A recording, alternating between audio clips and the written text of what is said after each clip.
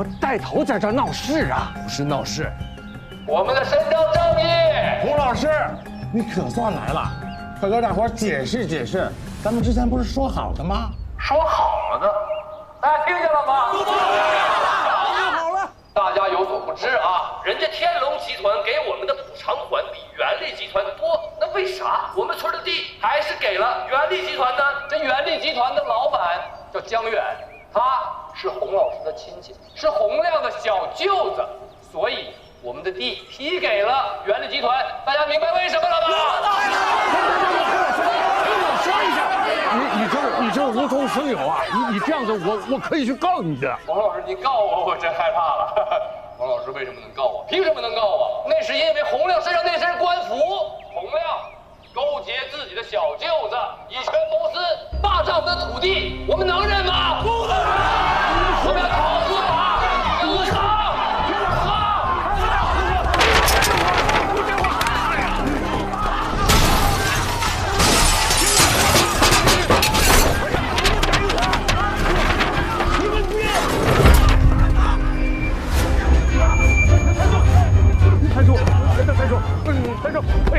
太重。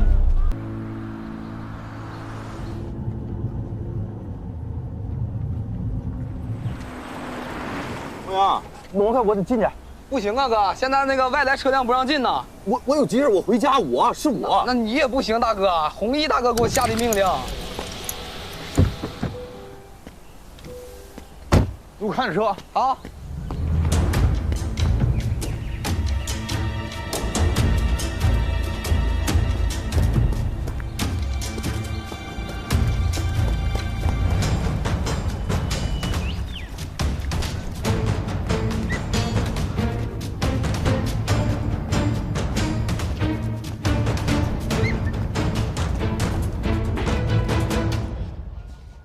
亮子回来了，哎，你回来了，快赶紧那个，你可算回来了！你看看你爸，你看看，快赶紧看看，把给气成这样了！你看，你躺，你快，你回来干啥？你躺着，你躺下，你别动，别动！摔哪儿了吗？这不是，这把那真不是个东西。你怎么就说不清楚话了呢？把我主任，你说是咋回事啊？咱洪家村这块地呀，是开发局管委会规划出来的这个工业用地，元力公司，啊，也就是你小舅子江远的公司。要在这儿呢建一个新能源电池厂，弘毅呢觉得补偿款给他少，他不同意啊。这前2天看你小舅子来看你父母，他就觉得什么呢？你小舅子跟你父亲为了这块地做了个扣，所以他现在啊一直在闹事儿。9年呢，我们洪家的鼻祖迁移到了这个村儿，励精图治，打下了基业。600年建村，咱不跟你犟啊，这太亏了呀。我们邻里和睦，安居乐业，其乐融融，互帮互助。可600年后的今天，他们家就要毁掉我们这个村儿，让我们所有的村民们。你躺着，别动啊！慢点。今天给我们一个交代，是不是？不要，把喇叭给我。主任，给我，这是政府的决定，这事跟洪老师家一点关系都没有。你走，你给我早走不了，这事得唠明白。今天你要唠啥明白？我1分钟之前主任才跟我说一个大概的，我都没听懂，我都不知道啥情况。你要唠啥明白？别揣着明白装糊涂，啥政府的决定啊？不就是你们一家人的决定吗？你们家爱占便宜，当年村里分土地，你们家就比别人多3分，你们家一直如此。弘毅，咱说话讲点良心，你别说我们家一直怎么着，我家啥人，我妈啥人你不知道吗？我爸是教咱们的老师，你老师啥样你不知道啊？你说我忘了，当年村里集资盖校舍，现在这个老校舍啊，成你们家仓房了，堆的全是你们家东西。那里头只有一样东西是我们家的，就是那个脱骨机。另外的都是洪老师的用过的教具啊。那洪老师说那是个老物件，得留下来，以后给学生们当展览用。那怎么能说是我们家东西呢？好，大娘，咱们说现在你小舅子拉了一车礼物给你们家送礼，不就是为了把村里的地卖了吗？你们收了多少回扣，自己心里没数吗？我小舅子来咱村是人家公事儿，人出差来了，顺便来看看我爸我妈，你看老人你空个爪子呀？他是为了看老人吗？没有征地的事他能来吗？洪亮，你结婚多少年了？甭说你小舅子，你媳妇儿回来过几次，你自己心里也清楚。你个臭小子，那是我们家事儿，用得着你在这胡咧咧？你走！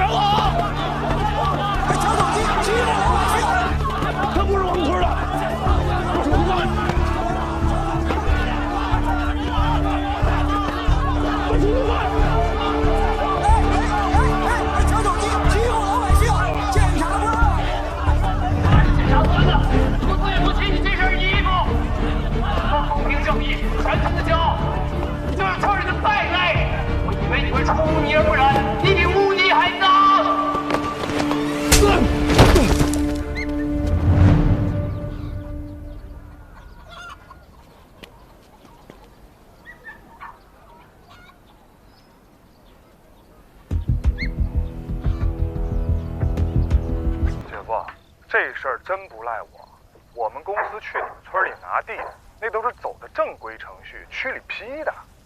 光区里批不管用，是不是村民思想工作没做通啊？我做通了，现在明显是有人在使坏。那个天龙集团你知道吧？他们真正的老板叫陈胜龙。你认识陈胜龙啊？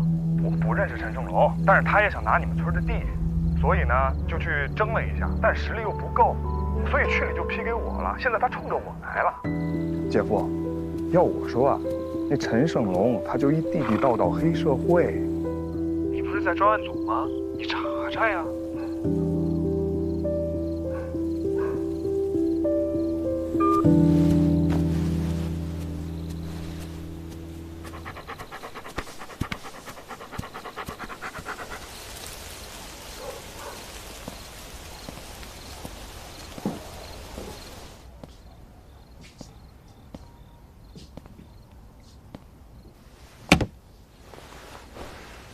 儿子，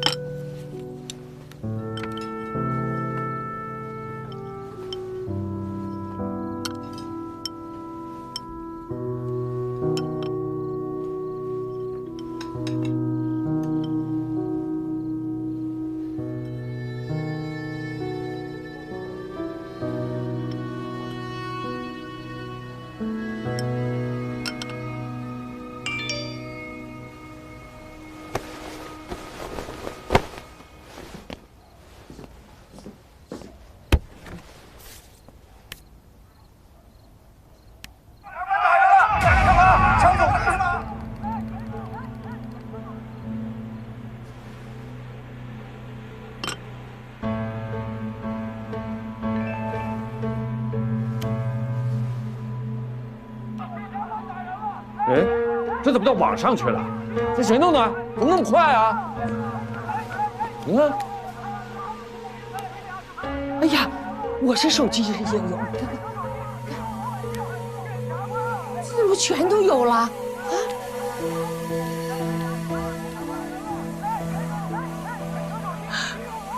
儿子，你们领导不会能看见吧？要是看见了，他能够信吗？我知道这个叫舆情。你们领导能把他们都删掉吗？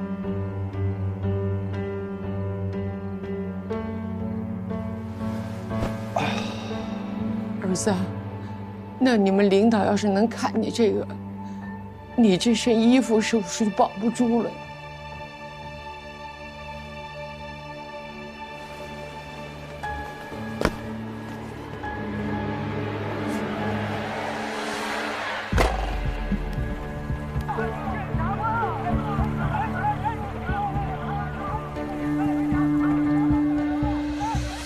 今天这事儿就怪你！你说你我拦你都拦不住，你要干什么去吗？你看看你把这事儿弄成这么糟糕，怎么怪我呢？我去，我只是把这件事跟他们家小远给他扯开，我怎么知道他来玩这一套啊？你扯开了吗？你还是没扯开呀、你这是着了人家的道了，你知道吗？那谁让你打电话把他给叫回来呀？哦，还有，你要是不推他那一下，弘毅能当场拍视频吗？你还扇了他一个大耳刮子呢。好，都怪我，都怪我。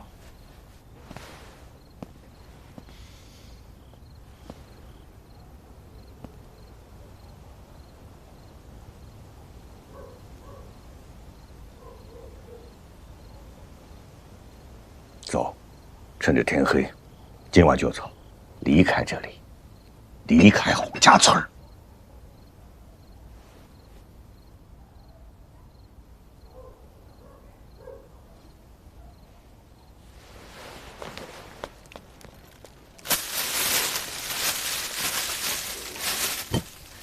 这大半夜你让我上哪儿去？你哪儿来回哪儿去。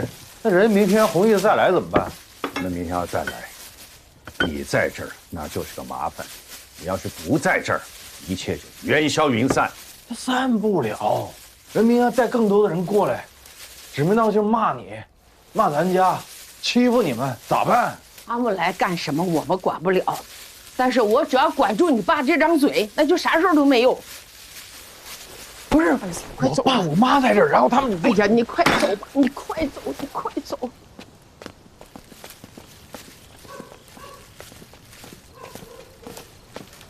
儿子，东西拿着。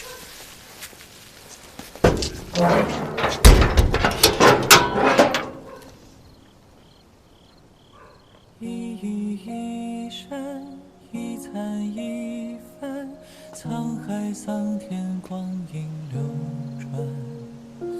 记忆里，一个忙碌的身影不断，一字一句，一来一去，风来云去。我儿子随时给我打电话。回忆里永远等待的话语，苦辣酸甜都藏在妈妈做的饭，这充满一生的滋味，离家后才开始体会。故事结尾，总伴随离别的眼泪，一句放心，给你最后的安慰。为了时间的能看，闯出点动静给他们看。为了心里的月圆，离家的我总想回头看。为什么走得越远，越听见摇篮曲在耳边？为什么飞得越高，越想念？张伟，你在哪儿？我现在还在洪家村呢。你那边的情况我们了解了一些，这样，你先在洪家村待命。不赖我。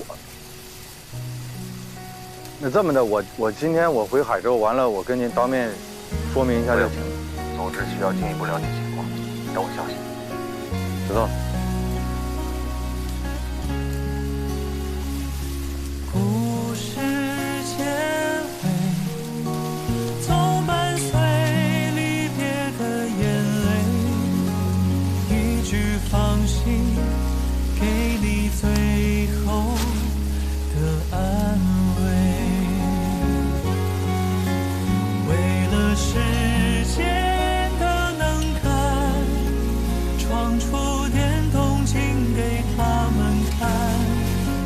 为了心里的月圆，离家的我总想回头看。大哥，你到哪儿了？我藏不住了，我都。我已经进大门了，我现在左转，马上就到你楼下。哎，开反了！你开反，你往回开。什么？我在火车顶上，我记那个铁轨，快转上！对，这儿呢，这儿，大哥，这儿，大哥，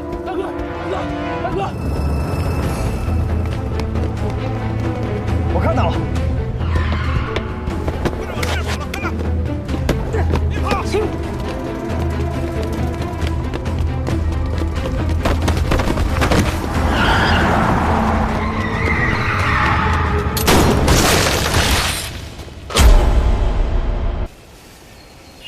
你跟我说道，哥，你揣着3本护照还都是假的，你这要去哪儿啊？哎呀，洪亮，哥错了，犯错误了。作为一个公职人员，我不应该去买假护照。我确实错了，违规。我也不瞒你，我想去趟香港，给孩子上个保险。你像这种事儿跟组织说，他不会批我。嗯，再说这个事儿我也不能跟别人讲。哎呀，但是今天这个事儿说起来，我真的谢谢你呢。如果要不是你拦着，我就是错上加错呀，我这个错误就犯大了。不用谢，咱俩扯平了。嗨，我相信孙局，你一定也明白，说我们今天请你来，肯定不是说就因为这3本护照，或者说你想私自出境这个事儿。嗯，前2天呢，有这么一个人，哎，就坐在你现在的这个位置上，啊，他指认你了。他呢，你应该很熟悉，是你的老部下，他叫江红军。啊，你不用再说了。他咬我了，是吧？这么说吧，你们要是没有真凭实据，你们也不会抓他。啊，如果他不咬我，你们也不会把我请到这里来。但是，我想问你啊，洪亮，你觉得哥是这种人吗？老领导把我一路提拔到今天的这个位置，多不容易。别人不知道我的为人，你还不知道吗？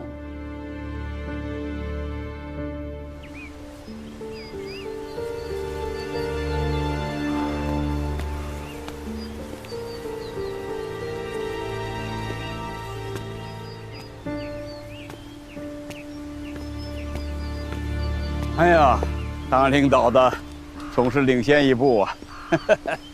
老书记，对不起，让您久等了。嘿嘿，好在早到晚到，不差事儿，我们还能在一起看风景啊！老书记啊，当年东平一别，到现在咱们有多少年没见了？10多年了吧？我们都老了。我是老了，可您看上去还是风采不减当年呢。当年我还以为我们从此就各行其道，老死不相往来了。山不转水转，这说明什么？啊，老书记，说明啊，咱们这是有缘分的。可是不管怎么转，猫还是猫，树还是树啊。李总啊，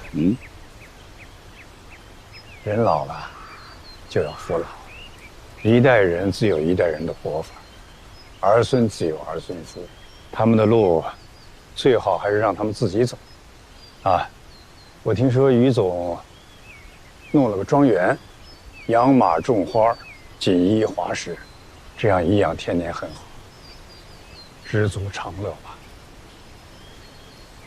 这小远跟你说的吧？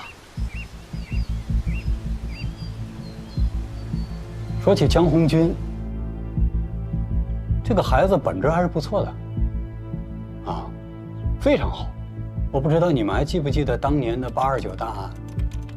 那个犯罪分子那当时多嚣张，拿了2把自制的5连发呀，背了几百发子弹跟我们对射啊。那天是我出的警去逮捕他，我一脚就把门踹开了，那个子弹真的就在我耳边往后飞呀。当时江红军突然间就把他给扑倒了。江红军就是因为这个立的2等功，啊，回来之后我们给他提了大队长。那就是说，其实孙局你对他还是很认可的。那当时非常认可的。那你分析哈，因为你熟悉他嘛，这样一个民警是怎么能够说一步一步走来走去，最后走到你现在这个位置上的呢？我坐的这个位置，你现在你还不能定性。那是，他怎么走到这个位置上来呢？我这么跟你讲吧，他自从当上这个大队长之后，他慢慢的他就形成了自己的一个小圈子，这个社会关系就变得极其复杂。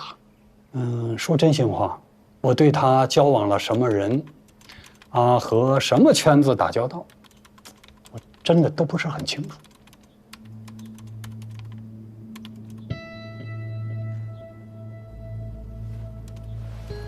听明白了，就是说其实你们俩，慢慢的私下的接触没有那么多了。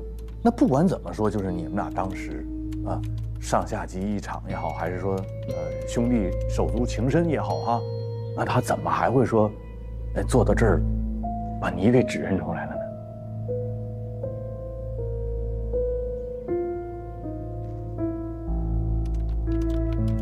这个，我想可能是因为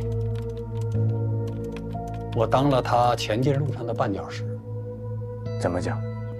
在进党委的这件事情上，几次我都投了反对票。为什么呢？因为他太江湖，我想再锻炼锻炼他。当然了，这个事儿我也直接跟他讲，我说你不能这么江湖啊，你是人民的公仆啊，你是一个执法者呀，你不能总讲这个人情世故。我想可能是因为这些事，他对我产生了怨恨，他甚至还会说，就是我呀把他拉上了这条船，而且还不止一次的讲，我非常痛心。所以接下来关于江红军对我所有的指控，我都不予回答，因为都是诬告。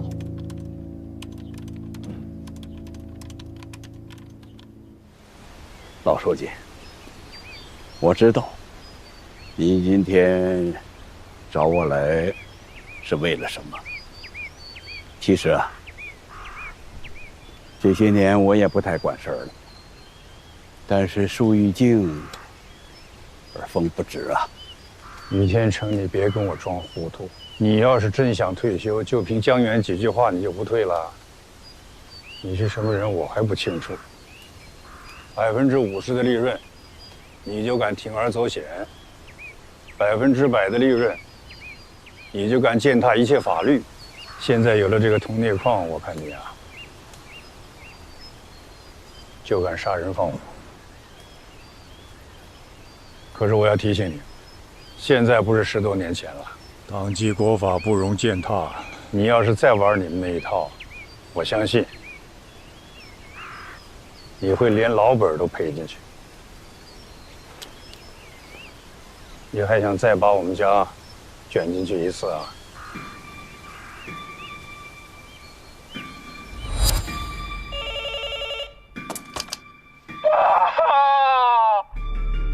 我出事了！我出事了，妈！我给这撞死，怎么办啊？你个混账东西！你哪来的车？啊！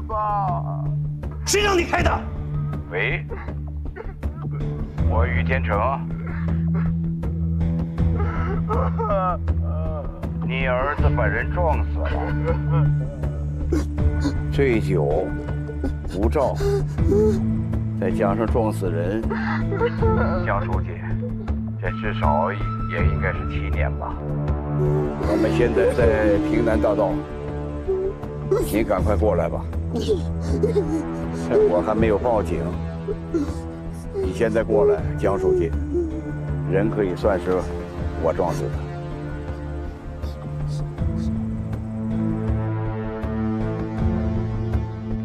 于天成，没想到你动了这么多脑筋，最后动到江远头上了。想过这么做的后果吗？怎么，江书记，你就不想想你儿子的后果了？啊？你们过来就都明白了。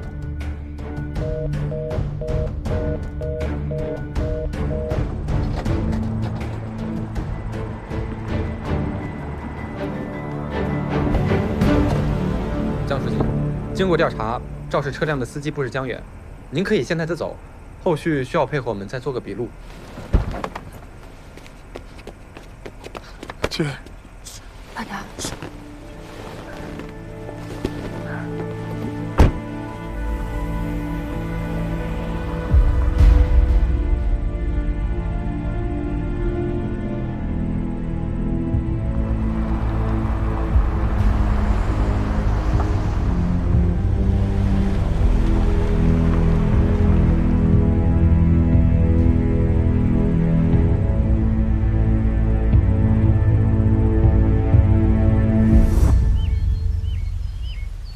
老书记，什么新能源，哪是我这把老骨头能弄明白的？小远有知识，有雄心，想干一番事业。我真的只是陪着。还有万海的那个案子，你就是让我绞尽脑汁，我也想不出这种点子的。我的儿子我了解，要是没有你在背后煽风点火，他能这么干吗？他是让你给利用了。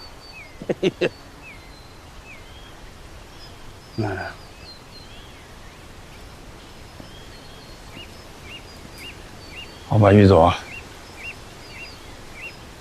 你到底要我怎么干，才肯放过江远，放过我们家？老书记，谁放过谁呀？那座矿山本来就是我的，事情发展到今天，我们都说不了手。我和我的学生，包括你，早就被裹进去了，而且是被你们家江远给裹进去的，不是吗？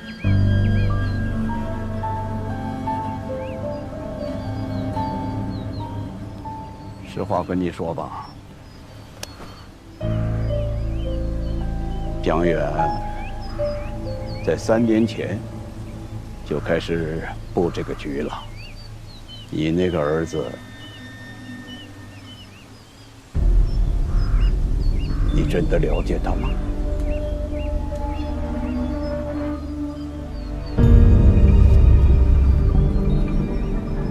啊，咱不能在半山腰待着吧？走吧，继续上山，啊！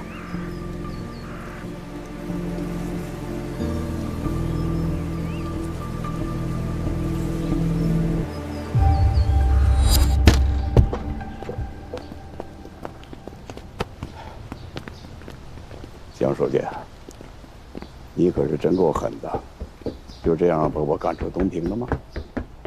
你可以不接受啊，但是你要搞清楚啊，这件事情只有我能帮你，否则你就是杀人犯。监狱和离开东平，你选吧。我可以接受，但是你必须再帮我一个忙。别得寸进尺啊！开枪那人叫王大有，我把他当儿子，你必须帮我把他捞出来，这样我马上就离开东平。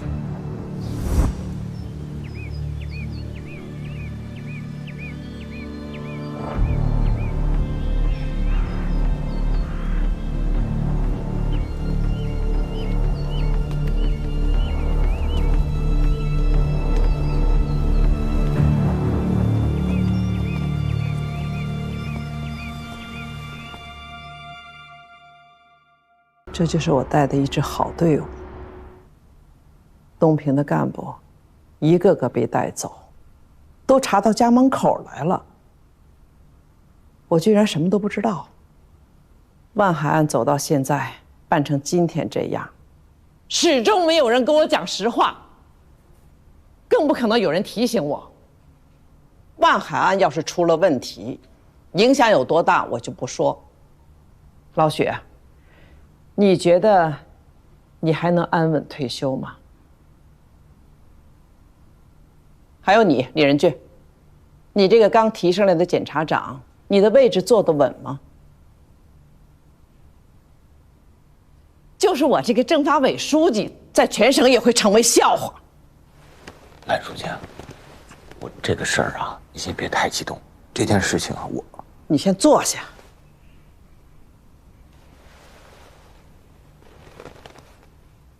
我们不知道孙飞、江红军这2个人做了什么，我们的系统里是否还有像他俩一样的害群之马？因为他们的个人行为严重抹黑了整个东平政法队伍的形象。我们现在只能坐以待毙。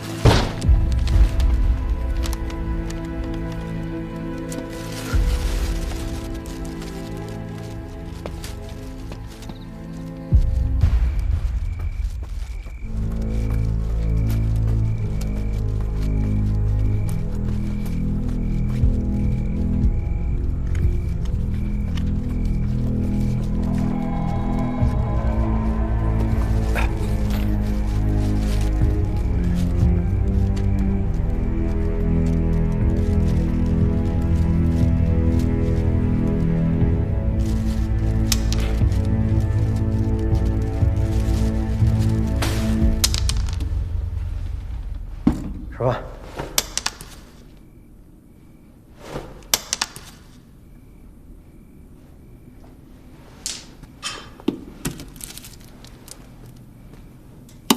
还得给你喂啊。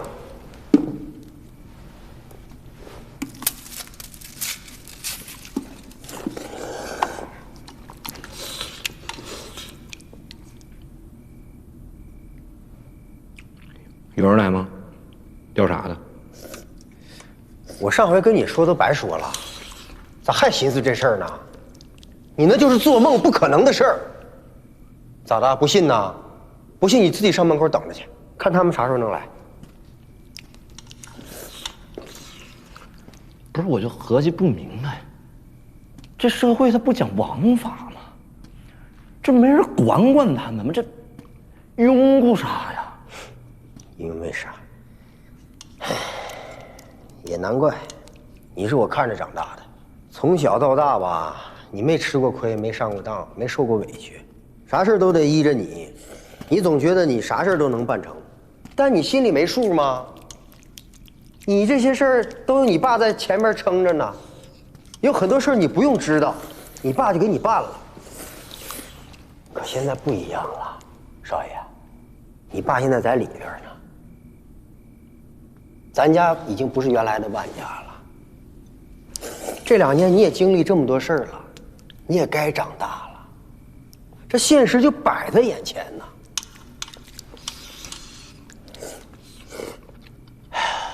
我现在啥也不寻思，我现在就想赶紧把这赔偿的事给解决了。只要这事能解决，你的责任就不能太大，你总不能一辈子躲在这儿吧？超。叔是过来人，叔吃过亏，上过当。你听叔一句，这人嘛，那都有倒霉的时候，但咱得知进退，咱得认呐。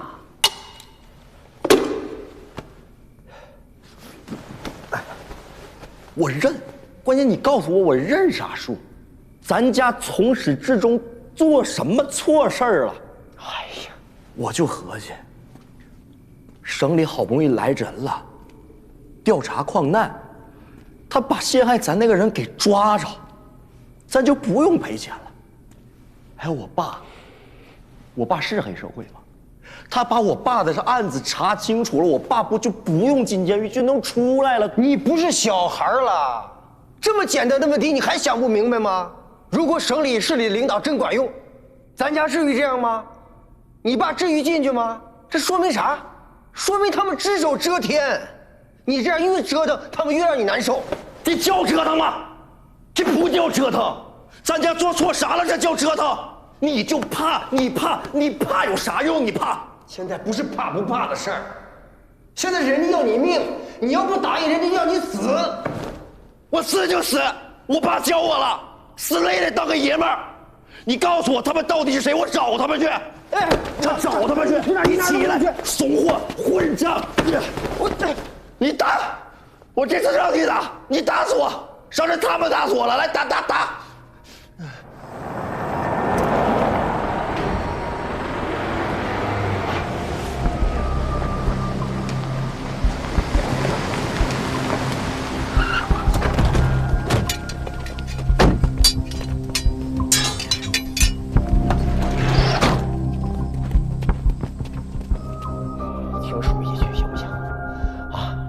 叔给你跪下行不行？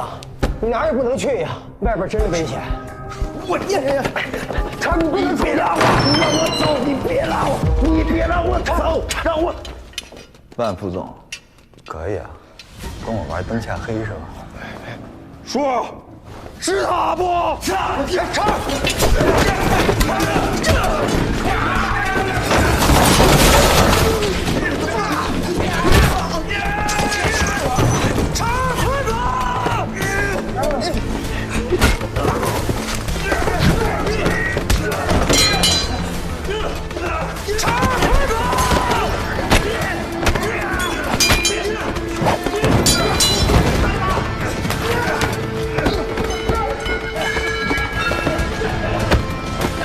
长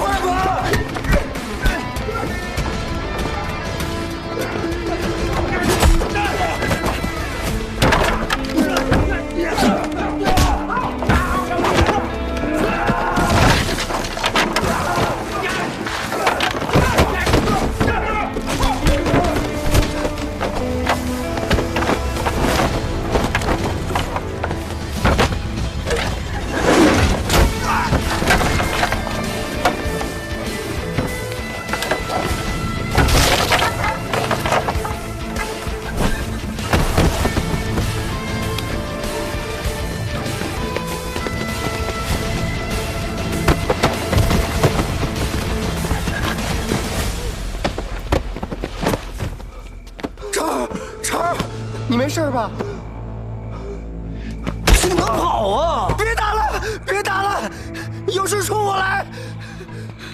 带走。大哥，大哥，快点！谁让你们来的呀？少废话！我跟陈总都认识，都是朋友。你们上车！张哥，上哪儿去呀？哎，不是。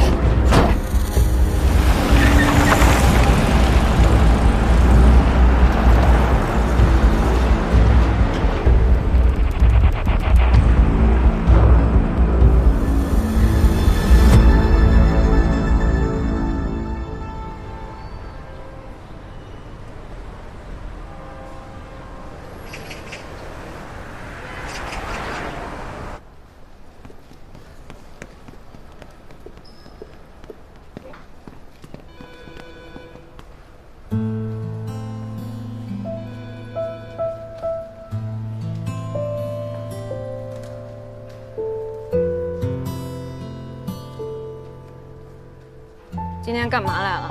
有点事儿。啥事儿？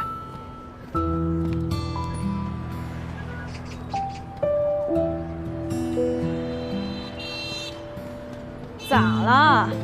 现在连话都不愿意和我说了是吧？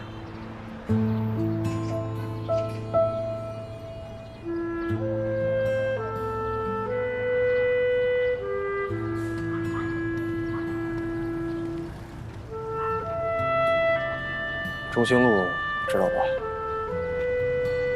那儿有一金海歌厅，刚才调了一下它周边的监控。金海歌厅，什么案子？还是我哥的案子。已经查实了，金海歌厅才是我哥的真正死亡现场。周边全看了，没有价值的线索。你打算怎么办？会一直查下去。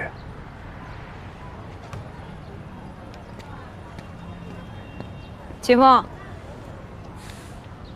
你那天在我家楼下说了一堆，说完就走了，你就不想听一听我想说啥？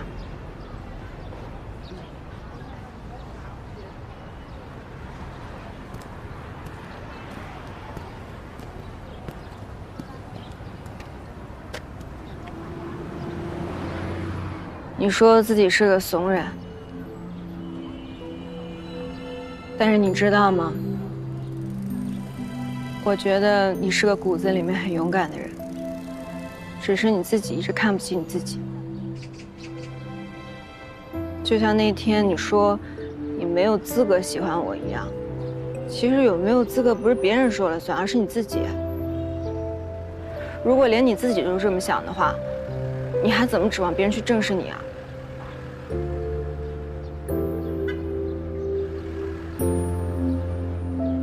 这就是我的回答。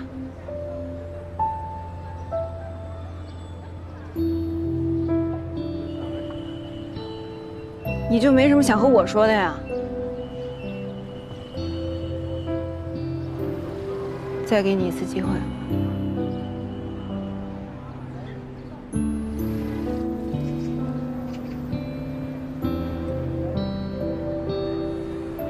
谢谢你，晴儿。真的谢谢你跟我说这些。笨死你算了。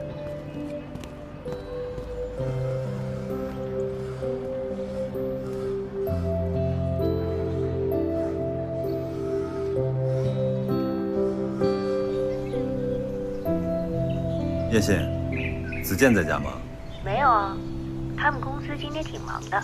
好，我到你家门口了啊。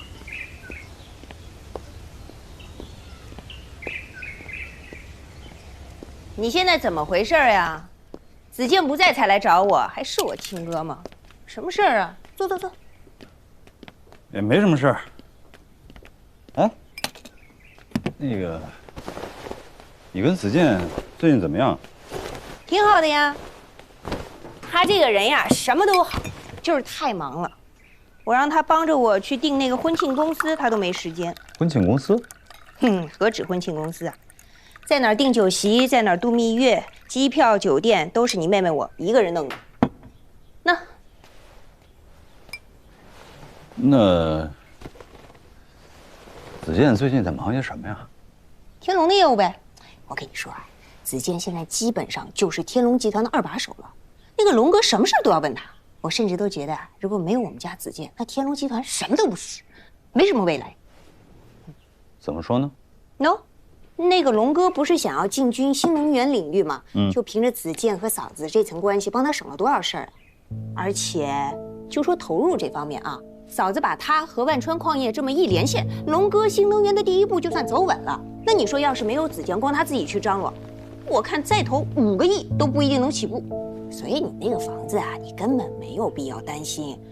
这龙哥就是想要表示表示嘛。我就说你这脑子就是小时候发烧给烧坏了。不是我说了这么多，明明白白，有理有据，怎么了？这是能表示的事情吗？这是可以表示瞎表示的事情吗？你别说再几个5个亿，嫂，你怎么这么快就回来了？你不是说今天要忙的吗？哎呀，我看那边没什么事儿，我就想回来早点陪你。哥来了。哥，你怎么来了呀？啊，我就是来看看严欣。我告诉你啊，哥现在是占用了工作时间来找你，是不是你把哥叫来的？没有，他自己突然之间就跑过来了。啊？对，我正好逮了个空，过来看看你们。哦。哎哥，据我了解，你最近应该挺忙的呀。啊？为啥这么说呢？不是来了一个那个。去吗？我跟哥聊一下工作。哦。那我去赶稿子。行。一会儿再跟你说啊。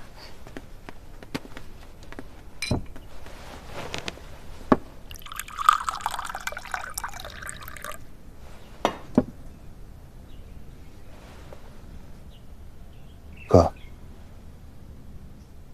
得是一个专案组吧？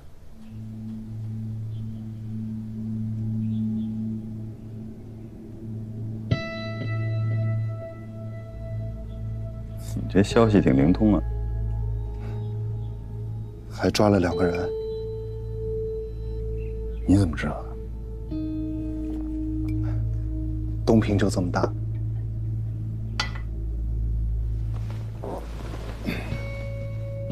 哥，是不是找你谈话了？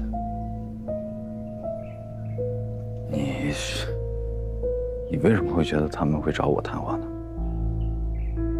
其实我吧，一直想过去找你的，但刚好你今天来了嘛，我就想说我们2个应该好好的谈一下这件事儿。我觉得吧，专案组是对着万海岸来的。说说看，你为什么会觉得是对着万海岸？我也没琢磨明白。您就说是不是吧？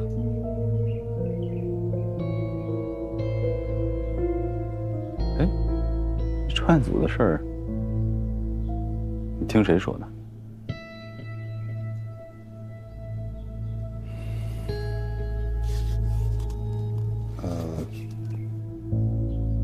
谢鸿飞。根据我们调查，程子健和王玉、谢鸿飞、孙飞之间有着密切的关系。他们之间的联系是从什么时候开始的？3年多以前吧。谢谢。从他们的通话记录，我们可以看出，程子健找到王玉后，他们的关系和往来就变得密切了。从他们通话的频次和每次通话记录里面的时长来判断，他们似乎在谋划一些事情。我还有一个意外的发现。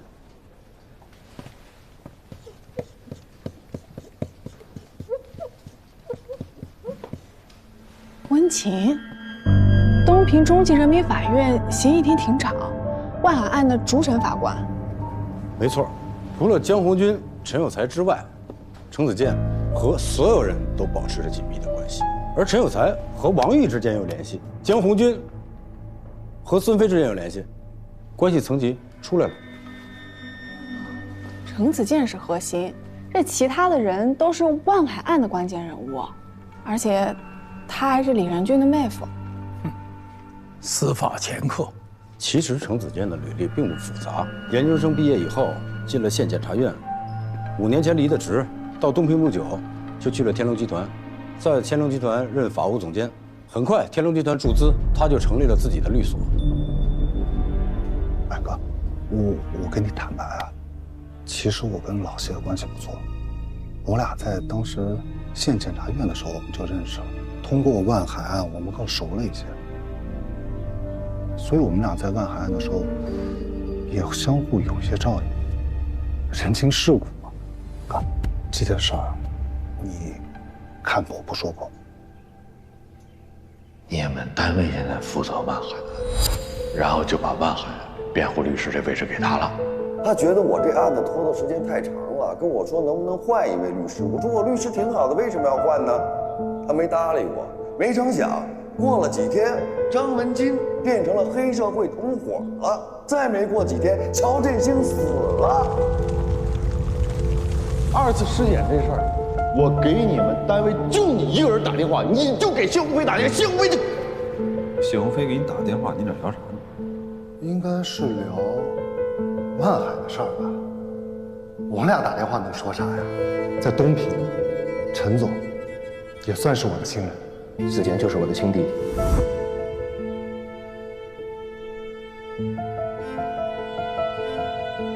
其实今天呢，我也想借这个机会。跟您说一声抱歉，上次您不是问我，我当时我没说实话，这事儿就一直在我的心里面，我就是像一个结一样，它过不去。你拿我当家人，那家人在一块，有什么事儿不可以掰开了揉碎了聊啊，对吧？所以我今天想跟你坦白。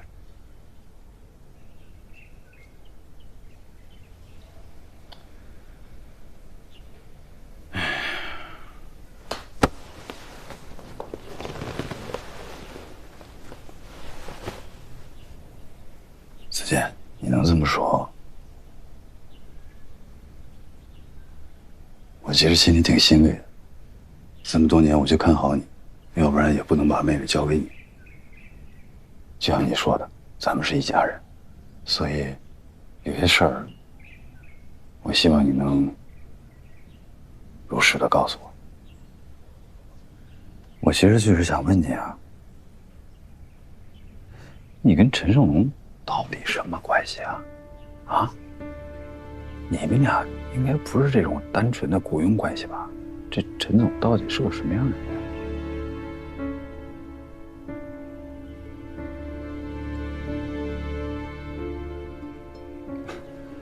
哥，你在这么敏感的时期问，是不是调查组正在调查？别，他有什么问题？你千万别多想。我确实查过他了。但我就是觉得这一家公司，你说从没有到有，所有的资金都来自境外。陈总这个人也是，就是我查完之后，我会觉得这不科学。你懂我说这意思吗？哥，你上手段了。不是，我真不理解这是为啥？是他们有问题吗？还是说了，你别多想。你这样，你换一个角度想一下啊，你就说。房子是不是退不了？你嫂子还得帮他弄着什么矿山、什么新能源这些事儿。妍希马上跟你又要结婚了，你说咱们这一家人跟这商人这关系，我跟你嫂子这个身份，你以前也穿过冠衣啊，对吧？你不谨慎行吗？你现在这个形势，换你怎么做？所以，子健，我希望你能给我交个实底儿。你起码让我心里踏实，对吧？天龙集团是他的金主。是，根据财产调查报告来看的话，程子健的个人财产跟天龙集团息息相关，而且他律所所接的案子也几乎都跟天龙集团有关系。他现在还住着天龙集团开发的房子，大都七山。基本清晰了，印证了你和洪亮之前的推测。王玉把这些人纠集到一起，制造了万海案，目的是要拿回物资集散中心。而东平的某些人，为了博取扫黑的业绩，有意无意的成了帮凶。那矿难呢？事故是人为的，那这个人又是谁？万海案宣判结束之后，王玉他不甘心于仅只有这个物资集散中心，还看上了万家的矿，然后他就临时起意，趁火打劫。万海已经被王玉打趴下了，如果王玉想要得到矿山，他跟万家谈就可以了。为什么要制造一起矿难呢？还把我们引到这儿来，这不是得不偿失吗？可能是万家不同意呗。可是从犯罪成本角度来看，万家不同意就想办法搞定万家的人，总比制造一场矿难成本要低，风险也小了不少啊。宋局，您刚才说程子健和王玉之间的联系，第一个电话是程子健打给王玉的。是的。您确定不是王玉打给程子健的？确定。我们可不可以这么推测？假设把万海打成黑社会这件事情，不是王玉起的头，而是程子健起的头，又或者另有其人，一个我们从来都没有想到过的人。而且江红军和孙飞是为了这个人掩盖矿难。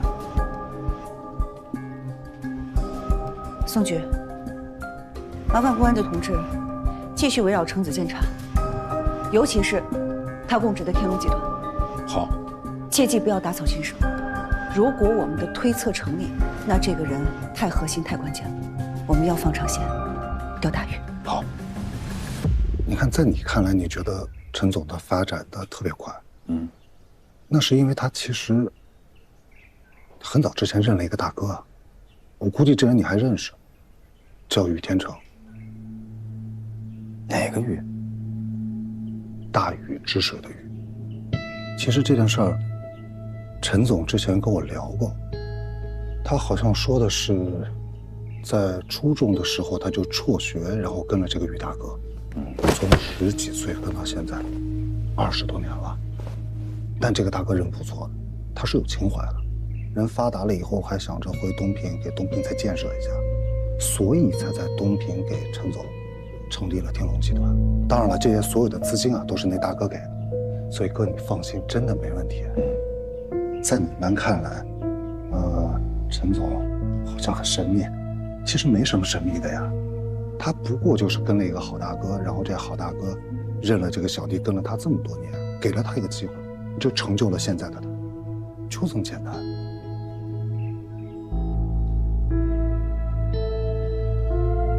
明白啊。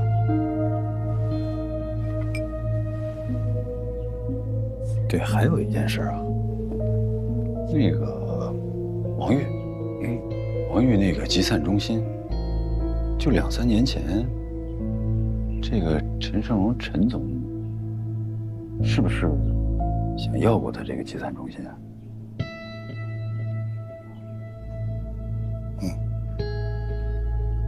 整个这个过程，你都参与了吧？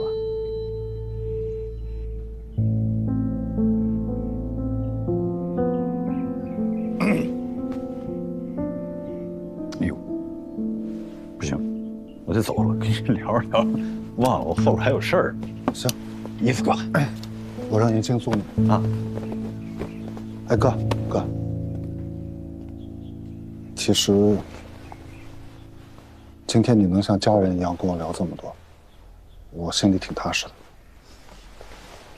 在这儿我也向你表个态，只要严青能过上最好的日子，我吃再多苦都没事。你今天说的话，我听懂了，谢谢了，哥。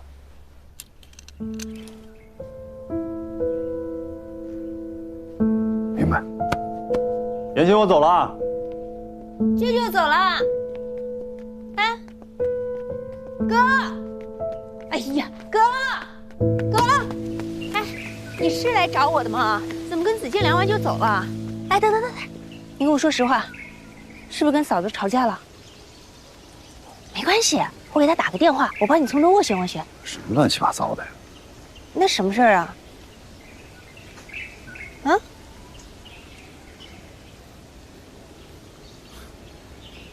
就你这脑子啊，知道的越少，对你越好。回去吧。跟你脑子多灵光似的，莫名其妙。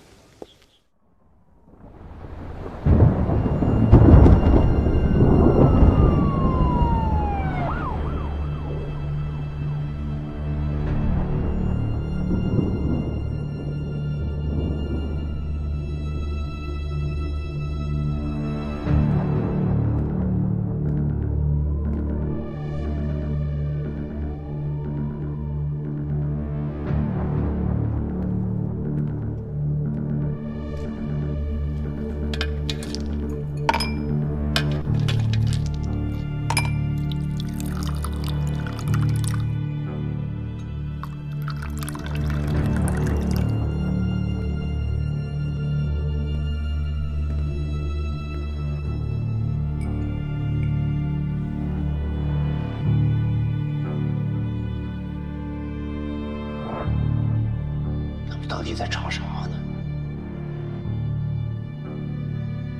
还是望海案吗？会翻案吗？你说他们到底查哪儿了？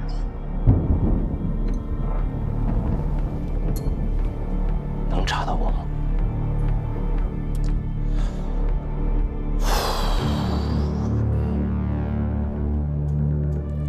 万海是王玉搞的，跟你有啥关系啊？你想想啊，你给过王玉1分钱吗？没有吧？所以你放心，查不到你的。查不到我，查得到你吗？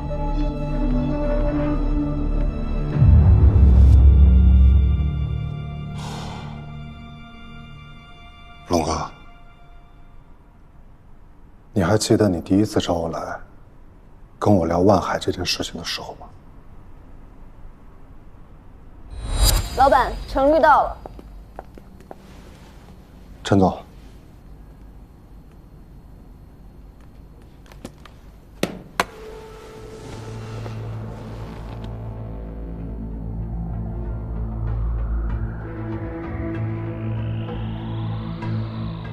我能信任你吗？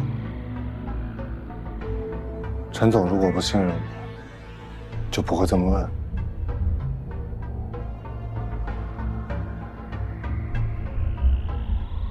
我想把一个人，或者一家公司彻底打垮，你能帮我吗？什么人？什么公司？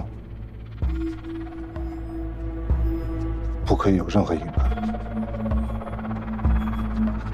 规模不比我小啊，甚至比我还大，实力比我还强。但我一定要把它办到了。如果我没记错的话，应该是1周。我用了不到1周的时间，我就把万海的体系都查清了，并且还查到了你不愿意告诉我的你跟万海之间的过节。王玉，原物资集散中心的老板，我可以将他做成是在被万海的威逼利诱之下被迫出售集散中心。在这个案子中存在着非法拘禁、故意伤害、强迫交易、敲诈勒索，任何一项罪名都可以打败万海，更何况数罪并罚呢？人证我也物色好了，再下一页。陈有才，这几年他的公司年年亏损，经济十分紧张，拿下他很容易。陈总，这就是我的方案，按我说的做就行。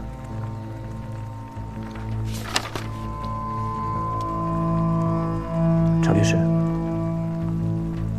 告诉我，你想要什么？陈总说的是真的吗？程律师，我希望你能诚实的告诉我，你想要什么。